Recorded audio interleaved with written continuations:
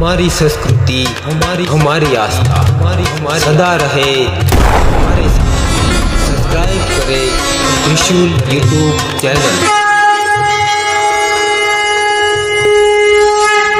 भगवत गीता गीता के अध्याय 2। मनुष्य विषयों में अति लिप्त हो जाता है, तब उसकी वृत्ति और बुद्धि भ्रमित हो जाती है और वह अपने वास्तविक उपदेश में भटक जाता है।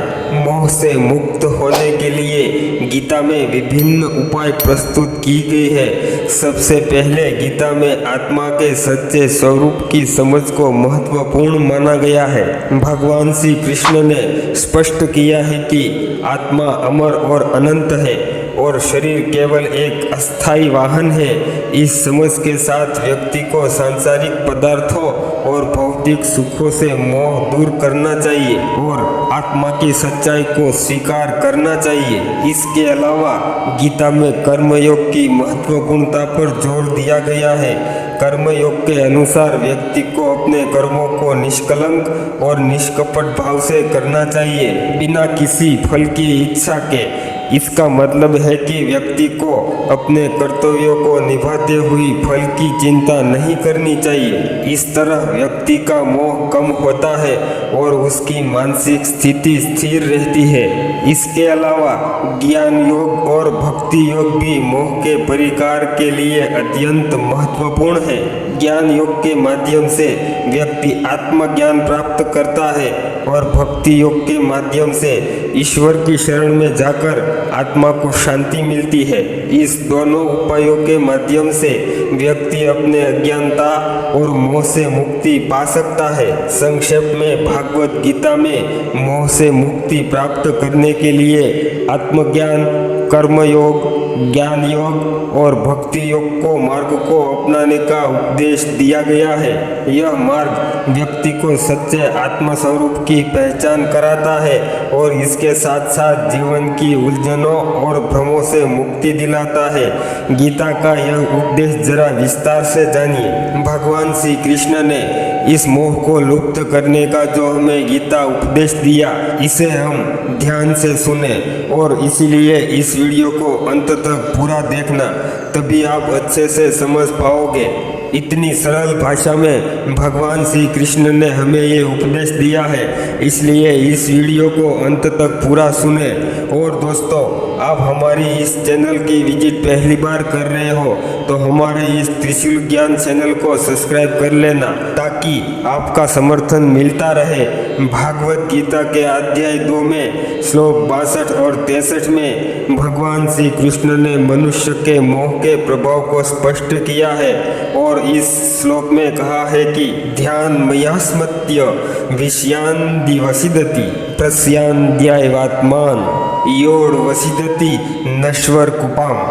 इस श्लोक का यह तात्पर्य है कि जब मनुष्य अपने इंद्रियों और विषयों पर आधारित ध्यान केंद्रित करता है, तब उसकी मनोवृत्ति विकृत हो जाती है। इस विकृति के कारण उसकी बुद्धि भ्रमित हो जाती है और वह अपने वास्तविक उद्देश्यों से भटक जाता है। इस स्थिति में मोह और आत्मज्ञान अपनी आत्मा की सच्चाई को समझने में बाधा डालता है। मान लीजिए हम अत्यंत मेहनती और महत्वाकांक्षी व्यक्ति हैं। हम अपनी नौकरी में अति व्यस्त रहा करते हैं और अपने पदोन्नति और वेतन वृद्धि के लगातार प्रयास करते रहते हैं। इस दौरान हम अपने परिवार, दोस्तों और व्यक्तिगत जीवन की पूरी तरह से अपेक्षा करते हैं। हमारा पूरा ध्यान केवल अपनी भौतिक सफलताओं पर केंद्रित रहता है। हमारा यह ध्यान केंद्रित होना हमारे मानसिक स्वास्थ्य पर नकारात्मक प्रभाव डालता है। हम तनाव और चिंता में घिर जाते हैं और हमारी बुद्धि और समझदारी प्रभावित होती है।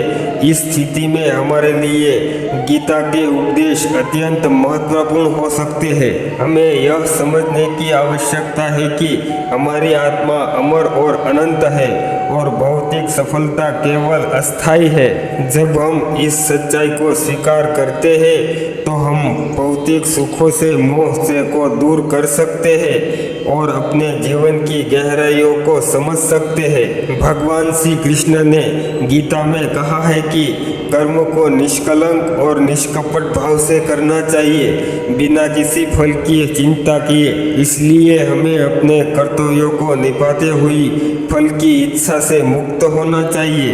इस प्रकार हमारा मोह कम होगा और हमारी मानसिक स्थिति स्थिर होगी। भगवान श्री कृष्ण कहते हैं, ज्ञान योग के माध्यम से आत्मज्ञान प्राप्त करना और भक्ति योग के माध्यम से ईश्वर की शरण में जाकर आत्मा को शांति प्राप्त करना हमारे लिए उपयुक्त उपाय हो सकते हैं। इस उपायों से हमारे अपने अज्ञानता और मोह से मुक्ति प्राप्त कर सकते हैं और हमारे जीवन में संतुलन बना सकते हैं।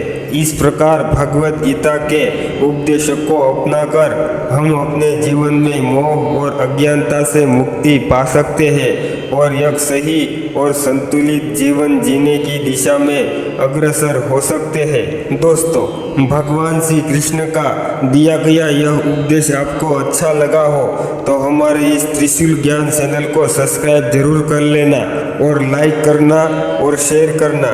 मिलते हैं एक नई वीडियो के साथ। जय श्री कृष्ण।